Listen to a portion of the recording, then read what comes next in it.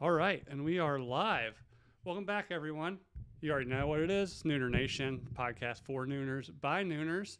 As you can see, my camera is a little crooked, but life goes on. We'll work past that. We'll get through it. And, of course, I always have to have some sort of technical problem through all of this. So before we get started, before I introduce my guest, you already know the drill.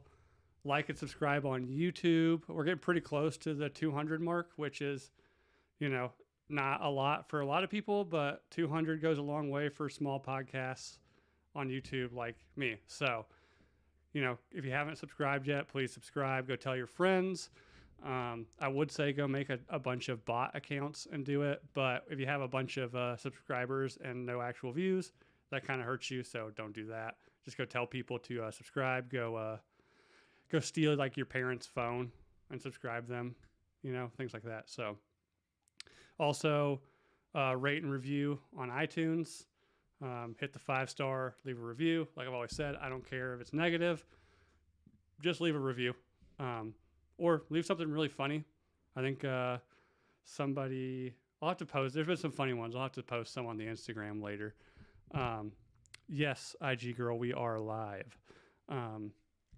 So yeah, we're a little late. Sorry, I had my oldest had his school orientation. We just moved, so he moved to a different school. So had to go do the orientation. Luckily, he's in first grade, so it's not a huge deal moving. But we had to go do that. Ran a little bit behind, but we got it started, and we're earlier than normal. So again, like and subscribe on YouTube. Go out to iTunes, rate, review. Spotify you can rate now. So yeah, and then also, again, one of the biggest things that help is just share. Go if you follow the Instagram page. When I hit post and stuff, share it. Copy the link to the YouTube channel. Share it. It goes a long way. So we'll move. With that, I'll introduce my guest, whose name is not Taylor. That's just what's going on there, and the first thing you're going to notice is that the guest does not show his face, and that is for a reason I'll let him get into. But I'm joined tonight by BC Sanders. He has a podcast. I think he kind of works with the Failure to Stop guys, Eric Tanzi, who is a big supporter of the show. Love Tanzi, and then Mike the Cop. So he does the Disruptor podcast, and I think BC, is that on the Failure to Stop network? It was. We were the Tuesday spot, and unfortunately, because of my job and potentially signing contracts or any of that stuff, once scheduling gets involved, I couldn't deliver, and I told Tanzi, I can't do it, and I apologize, man. So we weren't able to stay on their show on Tuesdays, right, which we enjoyed. So we independently, so we are still doing a podcast. We just can't do it on a weekly basis and deliver for them. Yeah. And I can't leave anybody hanging like that, as good as they are, because they got a strong show. So yeah, it's hard. Trust me, I just do this on my own, and I've missed a couple weeks. I try to keep it regular, but dude, life. And with your background, you were going to be on a couple weeks ago, and then you texted me right before, said you got caught at work. So which that's the life, man. Yeah, and that's the bad things. We went, my co-host and I, we've worked together on 2 or 3 different gang units throughout our careers, and we went probably 2 or 3 weeks without even being able to record, because I'm hopping from gang conference to police leader conference, and he's got his stuff going on, and so eventually we settled down and just posted, another episode recently. But yeah, it's hard to stay regular. Oh yeah, for sure. Any other time you just eat a bunch of fiber, you're good to go when it comes to content creation. Not a whole lot you can do about it, right? So right. Address if you're watching the show, address kind of the elephant in the room. Don't show your face. And like we said, when you said you got caught up at work, knowing what you do, I was kind of that's not just the boss coming in and say, hey, can you get a report done for me? So go ahead and give yourself, introduce yourself a little bit, kind of say what you do and why it is that your life is so hectic. Yeah. No, so I'm currently working homicides, and so I have throughout several years, at different times, worked on homicide units. My background, I've worked on street level gang units. I've worked with an FBI task force and dismantled an entire East Coast blood set, and that took like a year and a half. I've worked gangs on like every level. That was my thing when I became a cop. Was I saw first it was like Bloods on the corner, and then we started seeing Crips, Serenos, Latin Kings, Vice Lords, like gangster disciples. The more I learned, the more I saw, right? And so I've worked gangs on patrol, through a drug unit, through aggravated assault detective. Like I've had various assignments like that where the common thread has always been gangs. So that's always been my thing. So the running joke is people will say, "Oh, you see me, don't give me a speeding ticket or something." I'm like, I've never written a speeding ticket. Like I don't even know how. I've never done that. Like my first beat when I was a patrol officer was a very small, maybe two square miles, if even that. It was mostly apartment complexes and some city parks, and like just like one of the most violent areas of the city. So I was good with that. I didn't want to run radar and write speeding tickets. I wanted to go after dudes with guns who were trying to kill other dudes. Right. So if somebody sees you, a speeding ticket is probably the least of their worries at that point.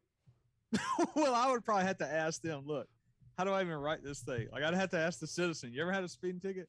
Yeah, I don't even know how to write one. Like that's the thing. Like I can stop. I used to stop cars all the time on patrol, but it wasn't for speeding. It was for like other violations. And normally it would be, hey, I stopped you because you're not right, wearing a seatbelt.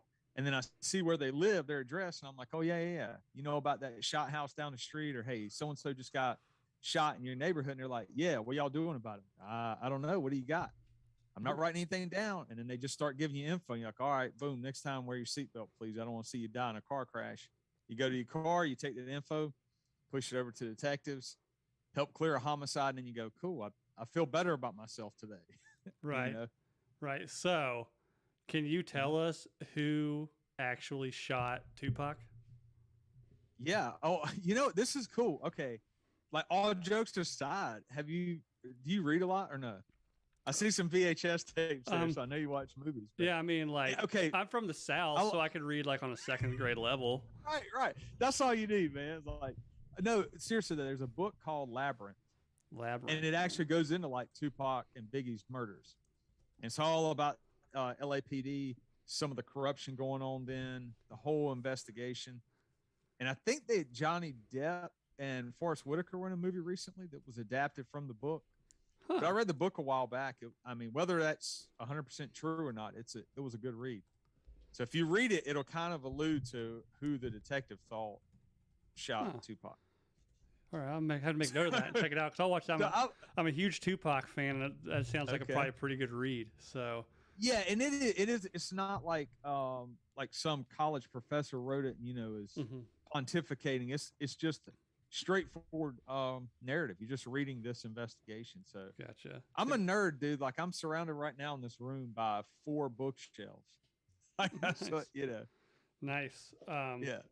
Do you have OJ's book there? What is it? If I did it. Oh, I did it or whatever. No, I do not. I do have several like gang books, but if like a gang member writes a book, usually I will buy it used, just because sometimes some dudes, I don't want to put money in their pocket. Now, if they're really reformed and they're trying to help people, yeah. But there are a few books that I won't even reference on here, but I've paid like, 2 pennies, 3 pennies for them or whatever. Right. So, man, so yeah, OJ did it, right? We were like, is that even? If you go back and read, okay, so there's a guy named John Douglas. He was a FBI profiler, psychological profiler. So there's a show Mindhunter that was like huge, right? So when you're watching that show Mindhunter, it's based on John Douglas and Robert Ressler, these 2 FBI agents in real life. Gotcha. Well, John Douglas wrote a book, not sort of like running the profile of the type of person that did the killings, the Nicole Brown Simpson killings, and he kind of alludes to in that book some stuff that OJ was training for a movie and that sort of thing, and like how the homicide itself happens with a knife. But I mean, come on, that was That was one of those cases that everybody thought was going to go one way, and and it didn't. So I don't know. I wasn't there. I wasn't part of the investigation, so I don't know fully. Right. Yeah. I mean, I guess the next kind of the next one in line there, and obviously I'm from your accent. I'm judging you're from the South, kind of. So No, no. Oh yeah, dude. Bronx, you're Bronx kid. Definitely from the South. Yeah, I used to joke. I used to joke with people in the street, like and we call it like up top. Like when you run into people from New York City and stuff that moved down to the South. So I start talking to people, and I mean they're hitting this heavy, like South Bronx accent or something, and then I'll just throw some stuff out there and be like, yeah, oh yeah, that's where I grew up. And they're like, yo, you from the Boogie Down? I'm like, yeah, man. I grew up, man. And I'll just like throw out some random streets that I've heard people say. Yeah. And they look at me sideways like, there's no way this dude is from the Bronx. And then, of course, I laugh. I'm like, no, hell no, dude. Like, I was born and raised here. I went in the Army and left for a couple of years. But for the most part, man, I've spent most of my life in the South. Yeah. And I kind of like it. I mean, kind of like McConaughey always pulls it off, He does. Yeah. I grew up in the Bronx, man. Like, oh, okay. Right? I mean, yeah. Sure you did. Well, I mean, sometimes you just got to break the ice with people, especially in like a stressful situation. Mm-hmm. So, and it helps, like a lot of people are like, oh, okay, I can joke with this dude, even though sometimes I'm in a suit if I'm a detective, but like when I was a patrol officer, I'd be in a uniform. Right. So you're used to seeing the uniform. And if you had a bad experience with the police, which I have multiple ones growing up, then you see the next officer in a uniform and go, okay, this officer is going to be just like the last one. Right. Right. So that's why I'd always try to like break the ice and be like, yeah, we can laugh and joke as long as you're not reaching in your pocket or your waistband. We can joke all day until we get down to serious business. But right. Yeah. Right. Yeah. Yeah. I get it. My dad was from East London. And I remember growing up in I grew up in like the Asheville area of North Carolina. So people would ask like, oh, I love your accent. Where are you from? And he'd always be like, New Jersey. Yeah. And people were like, really? What's bad is probably in your area now. If it's like other parts of the South, you get so many people from all over the country. Right. That they'll say like, oh, wow, I like your accent. You're like, oh, cool. Cause 15 years ago, everyone around me sounded like this, but now, I'm the oddball out or whatever. Yeah. Yeah. Well, so about 10 years ago, I moved to where I'm at now, which is Des Moines, Iowa. And, people were like, man, you must be from the South. I was like, really? Like, you got an accent. I was like, I don't think I have. Like, you should meet my best friend sounds very similar to you. And I was like, man, if he was here, it'd blow your mind. Right. Yeah. I got a buddy that he moved down from New York, a few years before he became a cop. And that was his running things. Like he would just crack all these jokes about the South. And I'm like, dude, you and like 400 other people have come down here at the same time, to become cops and stuff. So we must be doing something right. Like if why do you stay down here if you're going to make fun of it so much? And he's like, well, someone's got to raise the literacy rate around here. Right. No, he came down because he just loves Myrtle Beach. Right. And it's true that I haven't met anybody that has moved down to the South from like a big city who hates it. They love it. You know what I mean? Oh yeah. I mean, it's definitely different. Yeah. Now they don't like the crime. Now that's the difference. Like all these southern cities that for years had like low crime rates, and like low, like when I say crime rates, I'm talking like violent crime, right? Armed robbery, shootings, and homicides.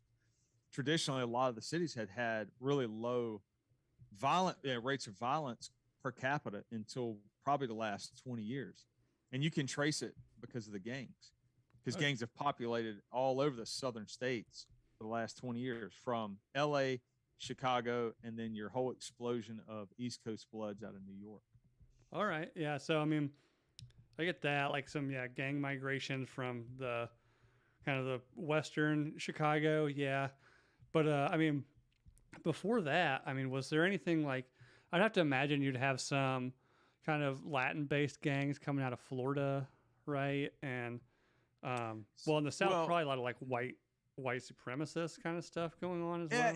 Okay. So, and just so everybody knows, like, dude, I teach up to like 5 days. Like my gang classes are very, very in depth.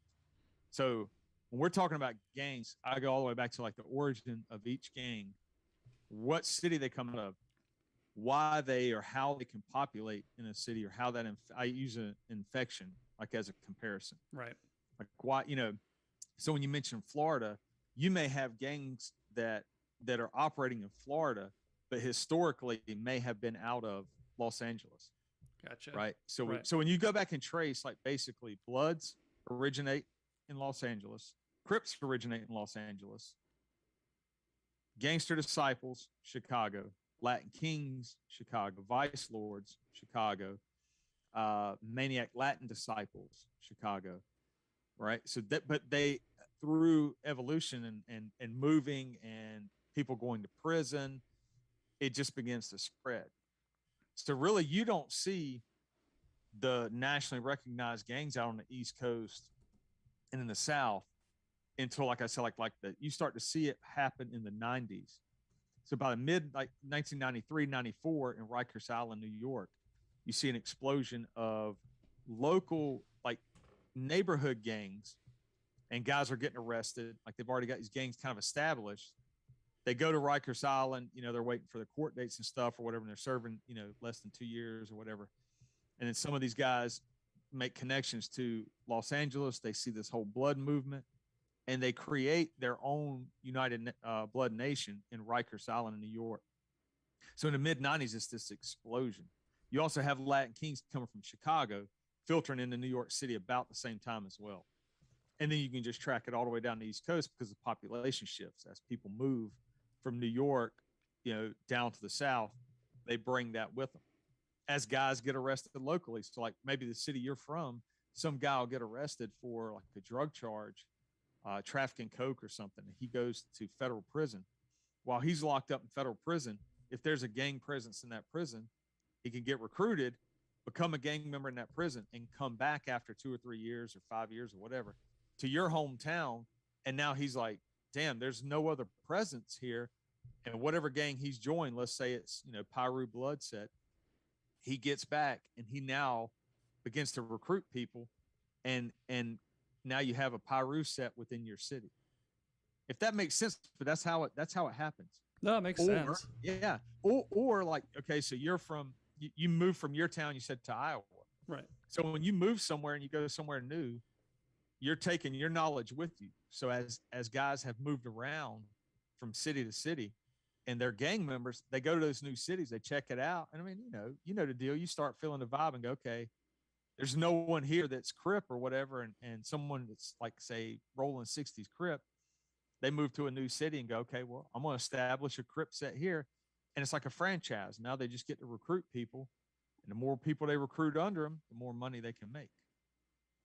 Man, yeah, it's nuts. Crazy, man. This is not what people think it is. They think these Bloods, Crips, like all these gangs, MS-13, 18th Street, like all this stuff. They're thinking that this is just like a couple of wild kids in a neighborhood throwing a bandana in their pocket, and then going and committing some crime. Right. These are criminal organizations, man, that are, some of them are transnational now. Like I mentioned, MS-13, 18th Street. They're from the U.S. all the way through Central America. Right. Yeah. Yeah. I think it's bad. Right. Yeah. It's nuts. I mean, like, what is, you talk about, like almost like it's your reference of like it being a franchise almost. It's like, is there actually organization behind that? Or is it just like this guy moves here? Oh, I'm starting a new blood thing here. But he doesn't really have any affiliation with where he came from, or is there actually like is there an organization to this? Yes. Yeah. Each gang is different. So when I'm teaching this, or even like when I'm talking right now, you may have some cops listen to this show, and where they patrol or where they, investigate, they may have some gangs there and then go, oh, what this dude's talking about, that's not how our gangs move. Well, it may be because you've got a different type of gang there. Right. So if you look at like Latin Kings, highly organized, like highly intelligent, very good at public image, right? So you can like Google King Tone, Tone, right? And you can pull up videos of King Tone. He's a high-ranking, or he was a high-ranking Inca with Latin Kings. And they have these videos of him talking. He is very, almost like a politician, very, very like a positive image on the surface. to the public. So when you start tracing Latin Kings, and now, through research, you can read federal documents and RICO investigations in which the FBI or ATF or whatever will team up with local organizations, and they'll investigate these gangs because they're committing murders and that sort of thing. So then you can actually read some of these documents. They're, like, I read one's like 50 pages long, and it just outlines the entire gang and the murder for hire cases they had, the actual murders they had committed, how they had gone to war with MS-13 because of that area they were in. It'll blow your mind, but then you look at it and go, okay, we are dealing with organizations. So the nice thing about that is, if you want to try and control or at least decrease the armed violence in a city, you got to go after gangs. You'll probably decrease most of your violence by like 60% if departments get very active on the gangs, right? Because they can be so highly organized and they're learning from one another. And so if you have a rank structure already set in place, you have, let's just keep it simple, a supervisor basically training or teaching younger guys how to commit crimes or how to go undetected when they do commit these crimes, right? So they're learning each time they get arrested. So when a person gets arrested, say for a drug deal or a drug sale, the defendant, the arrestee, the gang member, they get what's called discovery. They get to see everything that the police department has on them for that case. So when they see that, let's say if it's a recording device of their drug sale, the defendant gets to see that, and then they start to learn the tactics that we use. They understand some of the technology we use. So then they just adapt to it. So what we used to have on the street level corners, guys are selling drugs to cars passing by, like an open air drug market. They've all now, like, for at least a lot of the trend in the South, is they've evolved, and so when they move indoors into like hotels and stuff. Recording device of their drugs. You know what I mean? Right. Yeah. No, makes total sense. So when once they move into a hotel like that, now you don't have them on the streets. So you don't have guys that can just ride by and just shoot at their enemies or try to take over that corner. Now you got in a hotel, and they'll actually go in and take over. They potentially can take over an entire hotel or motel, I should say, like smaller scale motels. Oh, what? They're not hitting up the Embassy Suites downtown Atlanta? It depends, man. I'll tell you what. It depends. Like some cities, one I know of had a 3-story motel, and all they would do is, it was a local blood set that got pretty good, but they can go in and they figure out the staff, whoever's working the front desk. And if they have some type of vice, whether it's they like prostitutes or they have some type of drug use, or they may just pay them cash, but the gang member will come in and be like, all right, I need a room off the books, but I got a girl that'll do whatever you want tonight, right? Right. So they may bring in a prostitute and say, here, you can have a free trick or whatever. Let me get a room off the books. So then that clerk, in essence, will give them a room key, not put their name on the books, and let them operate and sell out of that hotel room. So some clerks realize, oh, I can make money on the side like this. This is easy. The word gets out between gang members, and they're like, oh, well, this clerk is good on, say, Tuesday, Thursday nights, or whatever their work schedule is. And so everybody starts to go to that clerk, and if it's money, they may pay him money, Right. So they're making money off on the side, or they're getting free drugs on the side, or tricks from prostitutes. And then they get to operate out of the hotel room off the books. So then you have to switch up your tactics as like a drug team or a gang team to actually get surveillance on those areas and work informants and start hammering them in the hotels. It's always evolving, and you always have to try to stay ahead of it. You can't just sit back in the parking lot and eat donuts. You know what I'm saying? Yeah, I mean, that's too bad. I love donuts. Oh, I eat the hell out of donuts. I'm kidding. Oh, you can eat donuts and still do surveillance. Oh, dude, the new house, it's a big problem. Our new house, literally on the corner is a Dunkin Donuts. Hey, go there every day. Go there twice a day. I damn near am, because my kids in the morning, I get them like starting warming them up, and like, hey, what do you want for breakfast? Donuts. I'm like, we're not doing donuts. Like, we want donuts. They're 6 and 3. So there's no reasoning with them. Yeah. And they've already tasted them, right? Probably, yeah. They're already hooked, right? Yeah. You should go after Dunkin Donuts. They're getting these kids hooked on this shit.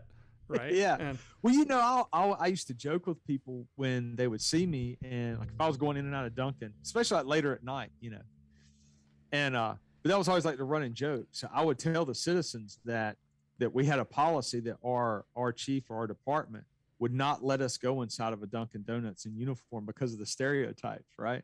And citizens would like feel sorry for, like, oh, that's so terrible. No, I'm just kidding.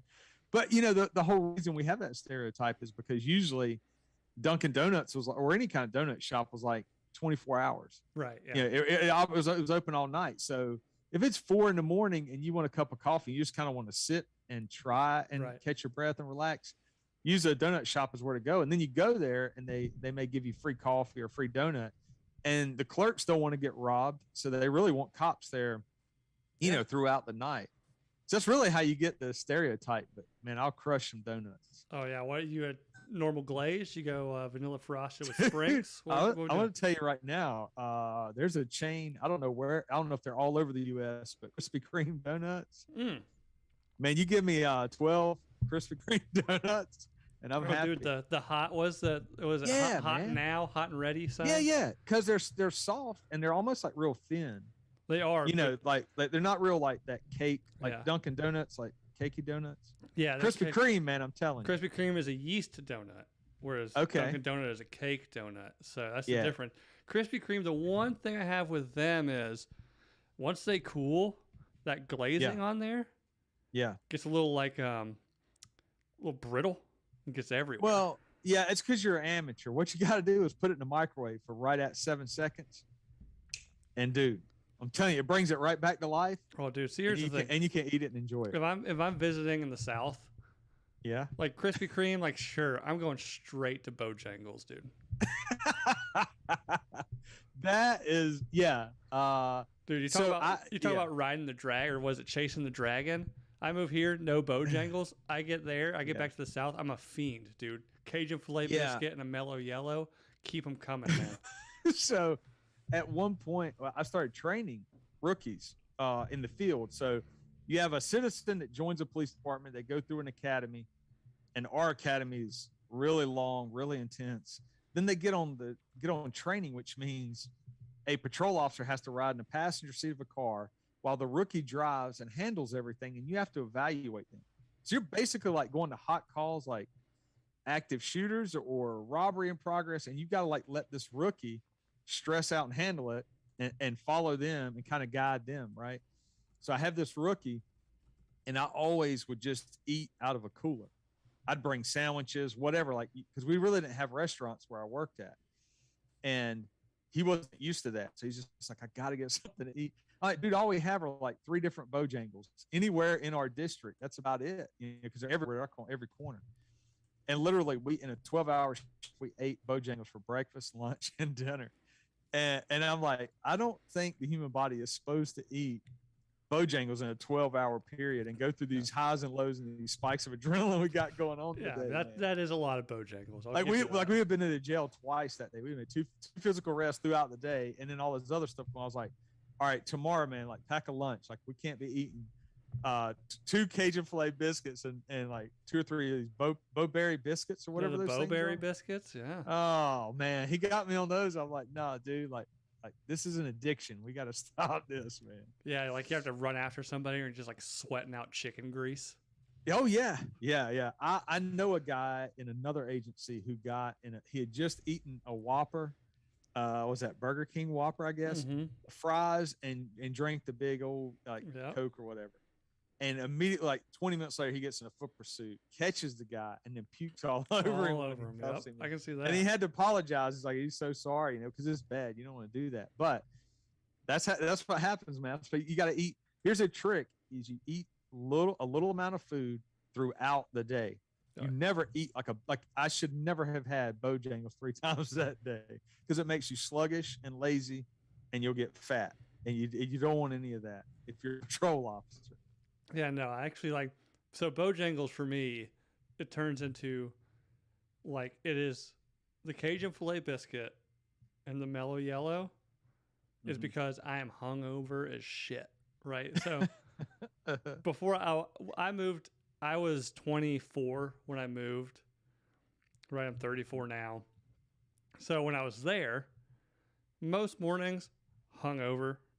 I was in my early 20s being a piece of shit. Now when I go back, I'm just there to hang out with friends. So in the morning, hungover, give me that Cajun filet biscuit in me, like good to go. Yeah. That and Zaxby's. Love me some Zaxby's. Are they doing all right? I've heard they are not doing too well. Like they're closing down. Oh, maybe not. The thing is, like, I say Zaxby's out of nostalgia. Here we have Raising Cane's, and it's literally the exact same thing, and maybe even better, to be honest. Because there's a Zaxby's in Kansas City, and my wife and I go to like at least like one Chiefs game a year, because she decided she likes football right around the time the Chiefs started getting really good, and they're local. That's good. Yeah. Yeah, then you can be excited about watching football if somebody's winning, right? Yeah, so the last time we went to a Zaxby's was in Kansas City, and it wasn't very good. So yeah, maybe that's I've had it a few problem. times. Yeah. It's the sauce. The sauce is good, and the bread. They have that good garlic bread. They're like the Texas toast. So, yeah. So we digress, but so the gang. Couple of thoughts, like the gang activity stuff popping up. I mean, obviously, just like almost anything, like it's money motivated, right? Money, power, which I guess money buys you power. So like is it mainly drugs? Is it like petty B&E stuff? Is it sex trafficking? And I know like you said everything's different, but like what is the main, like if you were to have to pinpoint kind of one, I guess thing, like one crime thing, for lack of a better term, to start targeting a gang? Like, is it drugs? Is it prostitution? Is it trafficking? Is it B&Es? Right. Like, what's the bread and butter? Yeah, it's very similar to, like when you're looking at the gang, each person has their strong suit or their skill set, right? Right. So we'll keep it very simple. Let's say we are looking at a blood set, right? So if I say blood, people go, "Oh yeah, they wear red." That's what most people know, right? But when you're talking about a blood gang, there's no such thing as the highest ranking blood. Okay. Right? It's more like a profession as opposed to a huge gang, so to speak. What you have are called sets or nations. Okay. So you will have an entire conglomerate of these sets. So think about it this way. If I say blood, people go, "Oh, okay, that guy's a blood gang member." Say, "Yeah, but is he East Coast or West Coast?" Right? So all I'm doing is breaking it down into almost like scientists do genus and phylums and stuff and species. Like that's all we're doing, or an organizational chart. So then I go, okay, if you tell me this dude's a blood, okay, is he East Coast or West Coast? He's East Coast. Okay, he's East Coast. Okay. Is he UBN or is he NYBBA? Is he New York Brim Blood Army? Yeah, he's New York Brim Blood Army. Okay.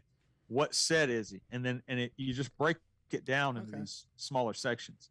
They're multi levels. So I'm about to say, this sounds a lot like, the multi-level marketing that all my friends from high school try to get into. Yeah. Pyramid scheme, right? Yeah. Is that what you're saying? Like the pyramid scheme? Yeah. Yeah. So really, and some of the East Coast blood sets capitalized on that and began to charge dues. So each member had to pay $31, right?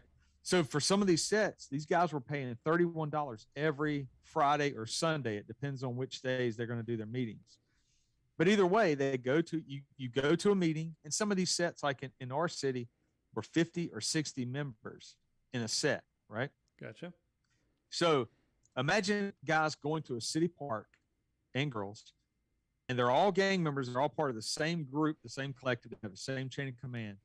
And they're sitting in a park, and one person is saying, "Okay, we got to pay dues. Let's go ahead and collect them." And they go through, and each person has to pay $31. Now you take 31 and just multiply it by 50. And I'm not a mathematician, but I mean, that's some good money. You take that money, you put it into basically what they sell or what they say to the members, is that this is like our locked box. Like this is our kitty or our fund right here. So we take each week we take these funds, and then if you get in trouble, and let's say you get arrested on a drug charge or shooting somebody or whatever, we're gonna put money on your books, which means we're gonna put money on your account in jail so you can buy food and stuff. And then we're gonna pay, say, your grandmother's light bill. Maybe you got a kid that needs diapers. Like, we're gonna take care of you. That's the whole point of you paying these dues. So that's what these members do. Now, what happens is the middle management gets to take a cut of that money, and then they send it up. They send a portion of it up the chain. So whoever's in that chain of command gets a cut of this money. So if you have, like, let's say you're a high-ranking blood in that certain set, you may have 200 members under you. So you're going to get a portion of 200 people paying $31 every week or every month. Right. So as you go up the chain, you really don't have to commit a lot of crimes because you're getting free money by getting membership. So that's also how your gangs spread and expand and grow so quickly, what seems like overnight, because middle management is recruiting more people. And as they recruit more people, those people, if they can bring more people in and they can kind of show heart and they can pass some of their tests, they can get rank. So once they get ranked, they can recruit. So then, one kid can get recruited, say, at 18 years old, and he does a couple months or a year or two or whatever, and he's got a bunch of people that he can recruit in. They may give him rank, and now he brings in 5 more people or 10 more people under him. So he's bringing in more dues and making the set grow larger. Now, for a criminal organization, you're making money and you're becoming financially stronger by growing this membership, but you're really weakening your set because now you have so many people that haven't been vetted, right, and that may not have that heart, to put in work to do violence in order to protect your fellow gang members, or if there's a certain objective you're trying to do, if it's take over a block or do whatever, or if you just got ongoing beef, like that's their downfall. So what we've seen, or I say I've seen for almost 20 years now, is the evolution as certain sets grow so quickly and charge dues, they also are very vulnerable to us flipping some of their members and even some of their managers into informants. Gotcha. So there'll be some sets that we've done where we've had multiple informants on different levels and ranks and just dismantle the entire set or disrupt it so much that they can't commit violence because then they go into self-preservation mode. Right.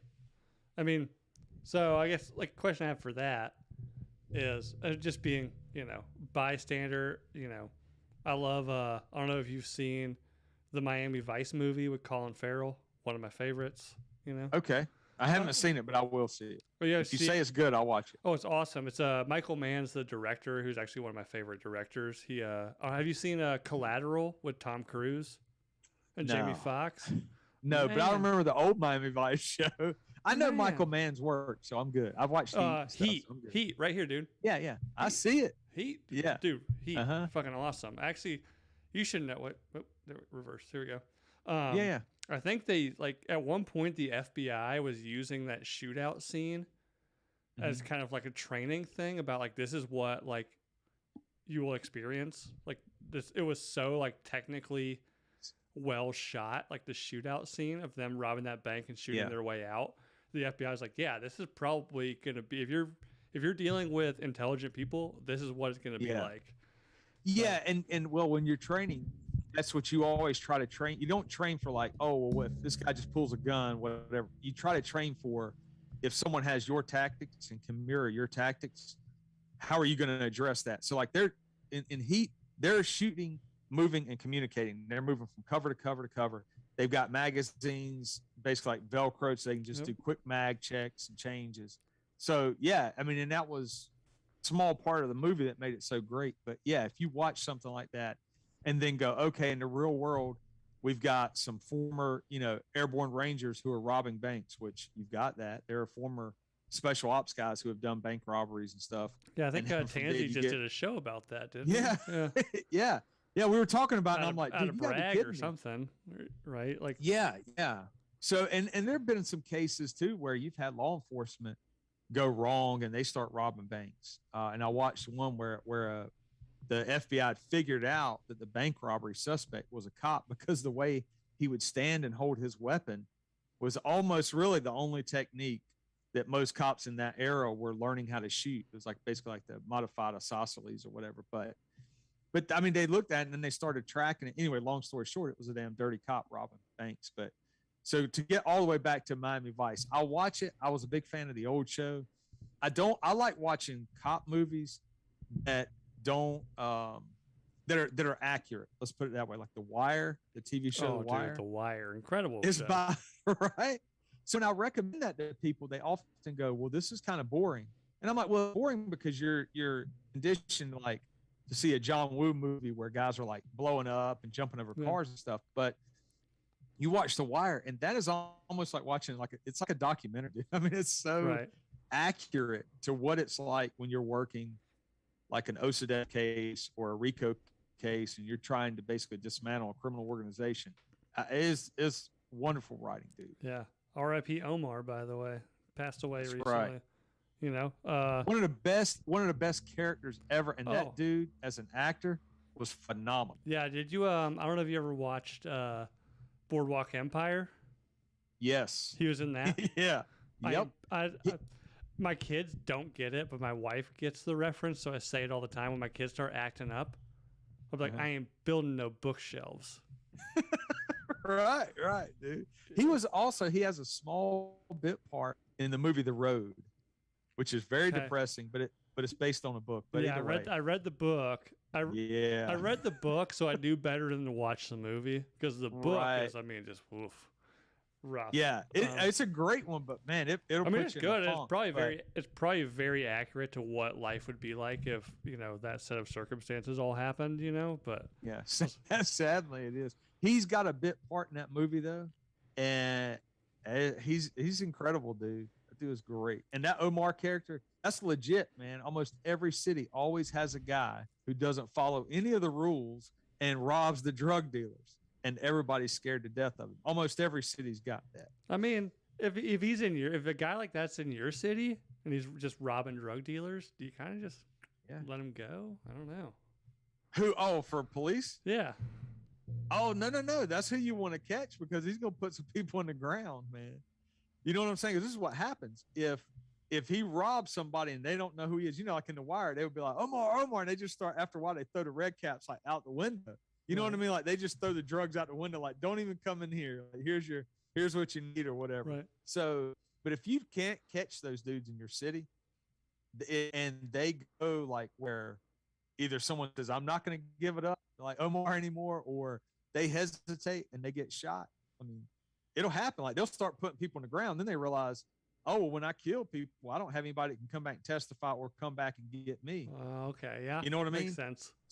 So psychologically also, you don't ever want somebody who has the most violent mindset in your city to feel untouchable or to feel like the department is so, I don't know how to say it tactfully, but like so slow to respond that you stay ahead of them.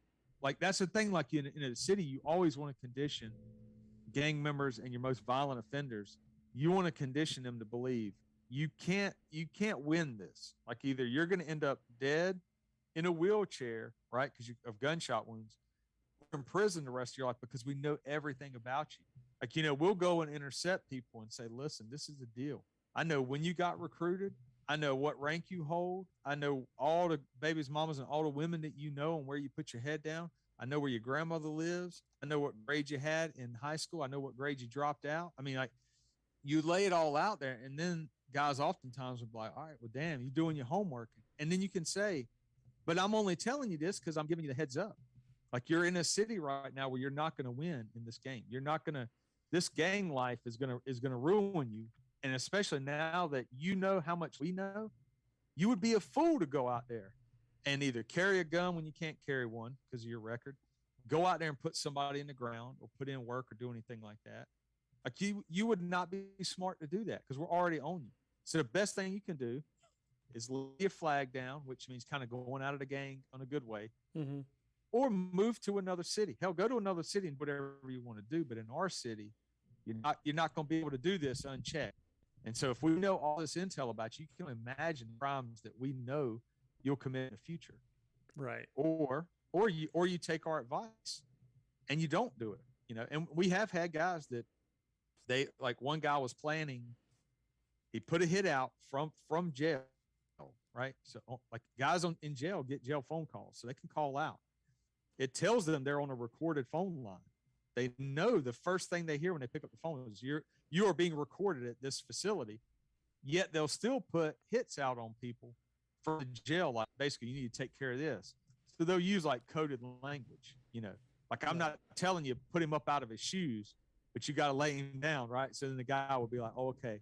He don't want me to kill him, but he definitely wants me to shoot him and let him know that, or whatever. So we had one of those where we were listening to a jail phone call and going, okay, this dude just put a hit out on this guy and we know who he's talking to. So what are we going to do? We're going to sit back and let him shoot this guy? That's some movie stuff. You don't do that. So we're like, okay, we were like a plainclothes unit. So we had long grown out hair, goatees, beards, I'm rocking like a punk rock t-shirt and Vans tennis shoes, whatever. But we just go step to this guy at his house and lay it out and go like, hey, look, this is our thing, man. We're a unit that we're not in uniform. We're in plain clothes. And our only job is to keep you from killing somebody. And we already know that you got the hit from this dude. You hold this rank. We know that who your target is and why your superior wants him shot. But the good news is you're not going to go shoot him now, are you? And the dude looked like he was going to puke. And he said, no, sir, I'm not going to. He's like, as a matter of fact, I thought it was stupid that we were even talking on the jail phone call about that. I said, well, the problem was that you thought we didn't know coded language and that we wouldn't be doing this. Like, imagine this is what we do, man. This is what we live for. Because now you get to live the rest of your life knowing that you're not going to prison for shooting somebody. And as a matter of fact, you're probably never going to pick up another gun, or you probably won't even go to the next 9 or the next meeting because we're going to be monitoring the meeting, right? And he was like, yes, sir. He's like, I didn't know that. Like basically guys will get recruited and told that the police know nothing about the gang and that we're really stupid when it comes to gangs and that we would never know the hand signs. We wouldn't know the rank structure, the lingo, their hit 'em ups, their prayers, their like none of that. So when gang members get brought in there, they are programmed or they're conditioned that they're on the winning end. And then they intercept or we intercept them and they go, and it blows their mind. Like, how do you know my hand signs? How do you know how do you know my street name? How do you know my family nickname? Like, how do you know all this stuff? And it's like, because we want you to understand that we're going to clear our shootings. We're going to clear our homicides and we're giving you an option out. Like you can leave. Like we know enough about certain gangs that guys can leave. It's not like the old days where you hear like, oh, you got to kill somebody to get out of the gang. Like a lot of gangs are not like that. They can go out in a box or whatever they say. What's that now? What was it like? You always like the only way out is in a box. Yeah. So, years ago, a lot of the gangs that were smaller and more tight knit, that would be like maybe one of the rules, like, oh, you got to shed blood to get in the gang. Now you got to kill somebody to get out and all this. But really, some of the gangs were not letting people out. They were like, no, like this is for life. You're not leaving the set. And they were hanging on to disgruntled workers, basically. So if you study anything with like espionage and how countries flip people into spies and the militaries and stuff, you find the disgruntled workers and you pay them a lot of money or get dirt on them, and then they turn them into spies. Well, it's the same way in the gang world. It's like if they hang on to these disgruntled dudes that don't want to be in the set, they're going to be more anxious, and then they're going to be, they'll look at their options and go, okay, yeah, I will cooperate or I will work. Like, why am I going to go to federal prison or why am I going to go to the state penitentiary based on this gang stuff when I don't even want to be in the gang anymore? And they're basically making me stay because they're charging me dues, Right. Start losing your members, you don't get your dues. So all this stuff, has evolved. Now, there are some gangs that they may have a harsher rule about that and be like, no, you can't leave. Or there are certain things they may have to go through in order to get out of the gang.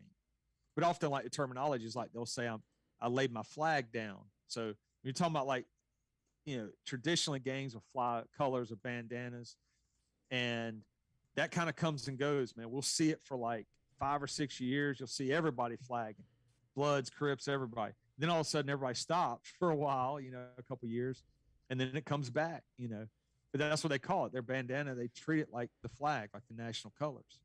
Gotcha. So for like cops, like when I'm teaching cops, it's like, if you run across a bandana, what you see as a bandana, look at how is it on display? Is it folded a certain way? Is it in the back right pocket? What color is it? Is it bright red or is it burgundy? Oh, it's burgundy. It's folded. It's in the left back pocket. Okay, he could be Pyru, or he could be, Brim or whatever. Like let's go through all this. So when you're looking at those bandana, that's nuts, man. It's crazy. So that's what I'm saying. Like I try not to get too far ahead of myself, but when I became a cop, hardly anybody was working gangs, but we had them. We had them on the street, and I grew up in the same city that I patrolled. Right. So when I went to the Army, then I went to college, got a psychology degree, and then became a cop. So there's a couple of years there. I'm gone, but when I come back, I'm like, man, it's a different vibe, and everybody's flying red bandanas in their back right pocket or wrapped on their right wrist. Right. So I'm seeing that everything's on the right side of the body. And I'm like, okay, that means something.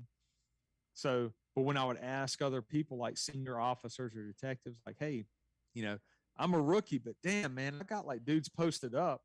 Like, and when I say posted up, like they're standing on a corner selling the cars and stuff. That's what they do all day. It's like they're wearing red bandanas. Like, I know Bloods wear red. They got to be Bloods, right? No, we don't have gangs. This ain't LA. That was like the running joke. But really, nobody was paying attention to it. But that was what was driving our violence, was these sets. So as I just started talking to dudes, man, I'm like, well, like, what does this mean? Like I would see guys doing hand signs, and I would try to like watch it. Like, okay, I picked up that he took his index finger and his thumb, and he made it almost like the OK sign, but his other 3 fingers, his middle finger, ring finger, and pinky, are fully extended. So it looks like a lowercase b. Oh, and he's a Blood. Okay. And so I would do that. Like as I'm talking to guys as a rookie, like, oh, what's this mean, man? What's it? And they're like, oh, that's B's up. What do you know about that? I'm like, I don't know, man. What do you know about? And we would joke, like, like 2 human beings can talk. Right. And so every little bit I started learning as I got to different assignments, I was able to just kind of categorize it and then package it up so I could teach our officers and then eventually agents and deputies and all these people from other agencies. Like, look, there's a lot to this. And if we can stay ahead of it and create the next generation of patrol officers and detectives, we just keep the ball rolling. Like everybody keeps sharing information. Don't hoard it, and don't try to be the gang expert. Like create, I tried to create about 50 versions of me throughout different levels so that the same knowledge I had, I can pass on to people. So it can be overwhelming, but the cool thing is the knowledge is there if people want to learn it. So it's like taking a college course. You're sitting in there learning everything about gangs, everything specifically about that set.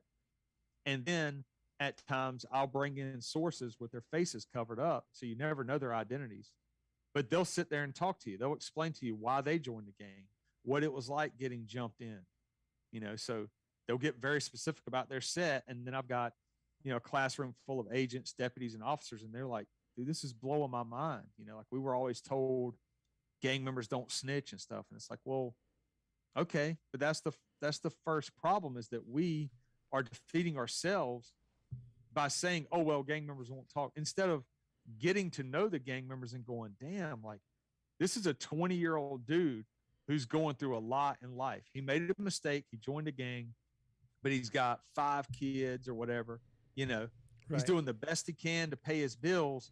Yep. And now he's realized after a couple of years in the gang, like, oh shit, I have joined a legit criminal organization, and I'm going to go to prison the rest of my life. Right. Yeah. It's kind of what I thought of, like when you're talking about like these dues and where those dues go to. Is like, man, I can, not that I know personally, but like for a dude living in like Southside Chicago with and living in a community that's almost telling you have no future other than this, like sounds like a pretty enticing thing to do, right?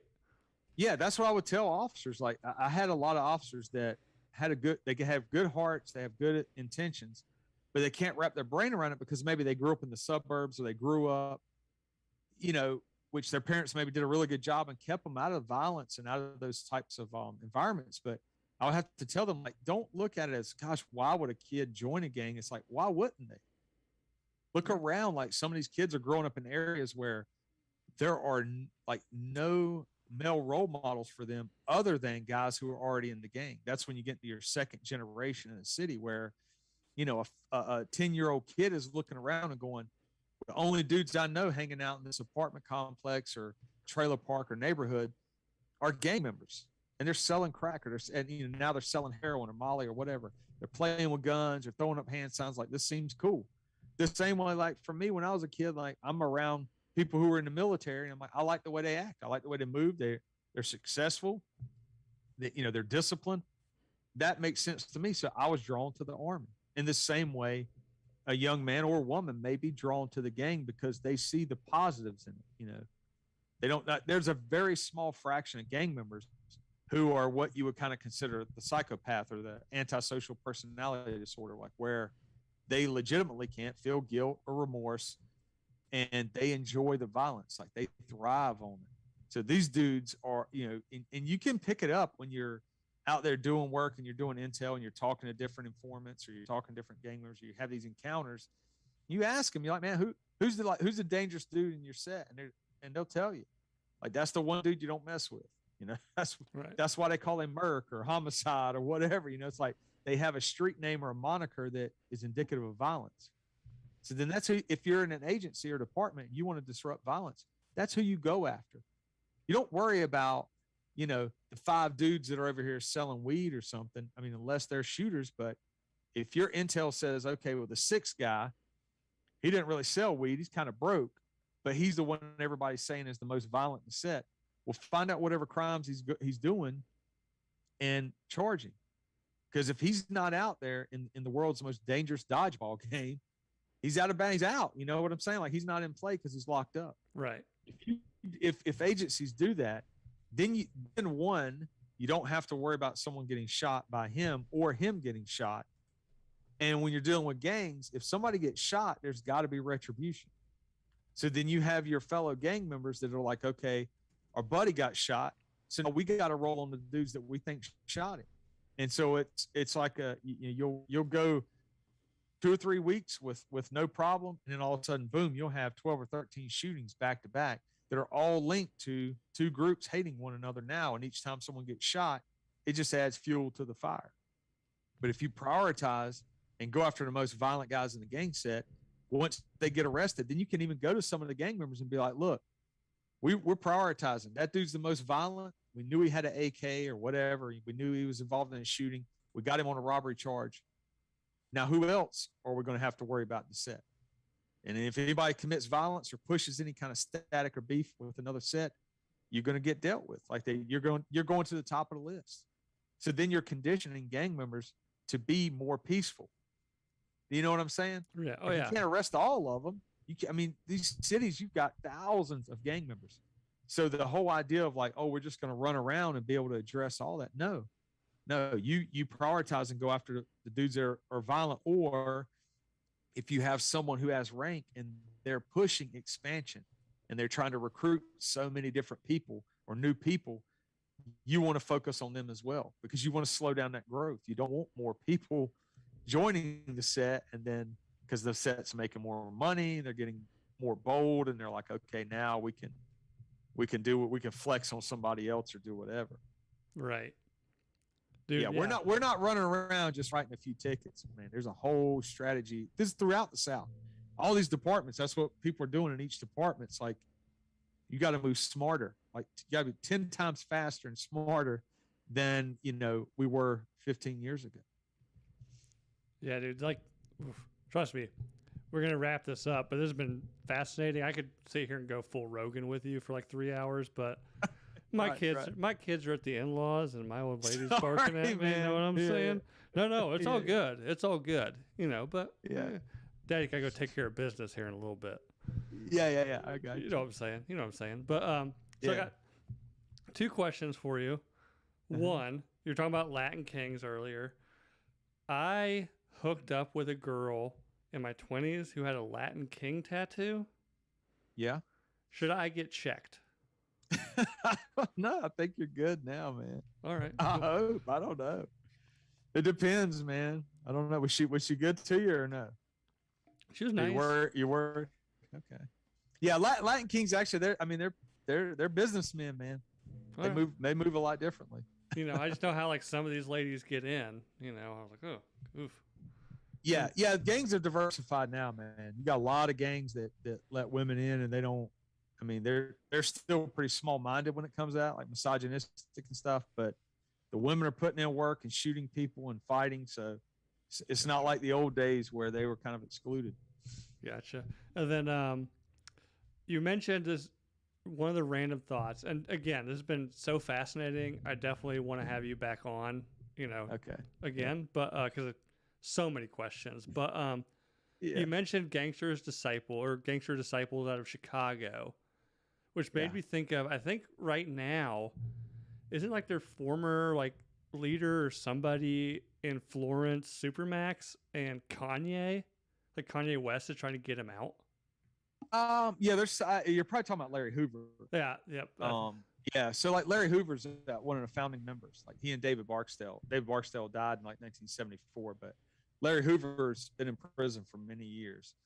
But there is this kind of this movement or theory that if he were out of jail, he would be able to control the violence in Chicago.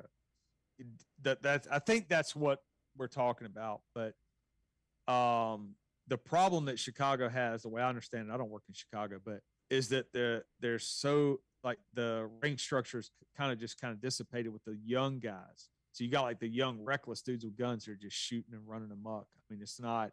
But if you go back and study, and I won't bore you, but if you go back and study Gangster Disciples, aka Growth and Development, when they rebranded, they actually got a couple of $1 million from the Clinton administration and funneled it into Chicago because the Clinton administration thought that Growth and Development was like a grassroots organization to help kids in impoverished cities or impoverished neighborhoods.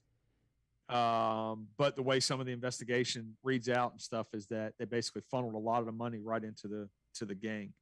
Moving very smartly though. They're like using the old Al Capone days. Use the politicians to your advantage. But yeah. Damn. Yeah, again. Yeah, check out Rick Ross. You can YouTube like Rick Ross, Gangster Disciple, Threatens kind of thing. Okay. And he had a tour scheduled a couple years ago. Several states, Gangster Disciple guys got together, flagged up, they covered their faces up, and they basically made videos saying, Rick Ross, you're not real GD, stop false claiming, and you better not come to our city. And eventually his tour got canceled. I can't remember why, but there was a strong correlation with the videos that were out there on the internet. It's crazy. Oh, damn. Yeah, I'll check that out. I'll also check out the Labyrinth book you talked about. Yeah. Mm-hmm. And then that's good. One more question. Sorry. Like I said, we do live. We got a live chat. And one of my listeners is a huge fan of hers. She goes by Imperial Girl. But when she found out you were on, she went nuts. And she wants to know... I asked. She's good people, man. Oh yeah. Another Southern girl. So her question is, what music are you vibing to today? Ooh. So earlier today, I listened to a band called Terror, Terror. Okay. It's a Los Angeles hardcore band. All right. Amazing. I probably got like, I don't know, 3 or 4 CDs of theirs. And that's what I was listening to earlier today. And then prior to that, 2 days ago, I was listening to Teskey Brothers, Teskey Brothers. That's like, they sound like old, late 70s, early 80s, like soft rock kind of, but with a little more soul. Okay. Yeah, I listen to a lot of different stuff, but man, Teskey Brothers, Teskey Brothers. That's good, dude. Good. She obviously knows you. She went deep cut with the music. Yeah, well, on our show, the Disruptors, we weave music into a lot of our episodes. Right. So we may talk to somebody who is military background, all this badass stuff, and then we're like, all right, what do you listen to? You know what I mean? Like, Right. so we get into music a lot. Gotcha. Well, so that leads me into the wrap up here. Before we wrap this whole thing up, plug your thing, man. Tell people where they can find you. Yeah. So we're on all the platforms, Spotify, all that stuff. And it's the Disruptors Podcast with BC and Ski. So, and that's Disruptors with an O. But so some people said they kind of do the search and it doesn't always pop up. So if you put in Disruptors Podcast with BC and Ski on any of the major platforms, it should pop up. And then we're on Instagram, and that is _Disruptors_podcast. So we're on Instagram. We don't mess around with Facebook and stuff. We do have Gmail. We have some people who hear us on a podcast or whatever, and they want to reach out to us, especially people who are wanting more about law enforcement, how to do some proactive work. And that Gmail is thedisruptors.bc.ski@gmail.com. Cool. And I'll make sure I'll put all that, all those links in the description on the YouTube and on the audio show as well. So you can go find the show. So like, what do you guys talk about? Is it just two law enforcement guys kind of bullshitting, or do you talk about? Well, if we didn't tell you we were cops, you probably wouldn't know it. So not every episode is about police work, but so, I mean, we've had a guy on here who was a situational awareness specialist, born in Kuwait, came to America, fought overseas, and then that's all he studies is body language and stuff. So, I mean, we'll switch from him to, we had a guest, Brock Bevel, who was a drug cop who got addicted to opioids and had to overcome that, and also was in a deadly shooting. So it was a great episode with him. I mean, we get Jason Swore on there, who's founder of Skill Set Magazine. Like we find guests who have really done really cool stuff, but are like just fun to talk to and are not full of themselves and beating their chest kind of thing. So we just got a wide variety. We're going to have some bands come on. We've got some reformed Nazi extremists that we're going to interview who are now living better lives. Yeah. Former gang members and stuff. So yeah, it's fun, man. It's fun to be able to I'm hooked bring already, a lot man. of that. I'm hooked already. Yeah, it's good. It's good stuff, man. We have fun. Well, awesome, man. Again, thank you for coming on. This was incredibly fascinating. Like I said, as you're talking, I'm making notes about questions. It's like we can do another 3 hours. Yeah. You don't have the time. Yeah. I got, Yeah, who man. knows? My lady's on the other side of the door buck naked by now. Who knows? So, so I don't want to miss out on that. But, dude, thanks again for coming out. Everybody go check out the Disruptors. I'll make sure the links are all in there. And, again, subscribe on YouTube. Go find us out wherever you listen to your podcasts.